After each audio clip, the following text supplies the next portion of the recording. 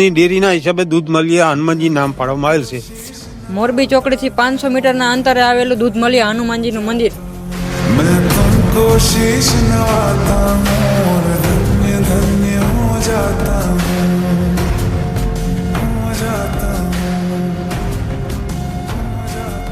આ દૂધમલિયા હનુમાનજીના મંદિરે દર્શનાર્થીઓ દર્શન કરવા આવે છે. તેમની સર્વની મનોકામના પૂર્ણ કરે છે આ હનુમાનજી.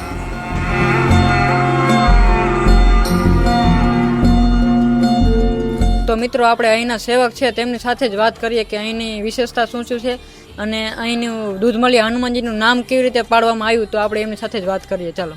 આપણે અત્યારે દૂધમલિયા હનુમાનજી ઉપર છે.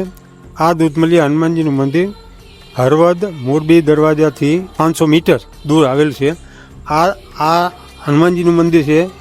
તેની બાજુમાં સહકારી સંઘની ડેરી આવેલ છે. અહીંયા પૂજા સ્વયંસેવક અહીંયા સ્વયં રીતે કરવામાં આવે છે. અહીંયા પૂજારી કોઈ છે નહીં. આ મંદિરનો દૂધમલિયા પાડવાનું કારણ એક જ છે કે જે સ્થાપના કરનાર છે મહેતા સાહેબ કરીને એમણે આ દૂધ મંદિરની સ્થાપના કરેલ છે અને તેઓ દૂધ મંદિરમાં નોકરી કરતા હતા. ની ડેરીના હિસાબે દૂધમલિયા હનુમાનજી નામ પાડવામાં આવેલ છે. આ એનો ઇતિહાસ છે. અને આ મંદિર છેલ્લા 35 થી 40 વર્ષ બનાવવામાં આવેલ છે. અંદર ચોક્કસ કોઈ તારીખ નથી લખેલી, પણ એટલે સમય થયેલ છે. बस लिए समर्पण तन मन से मैं देवभूमि में आता.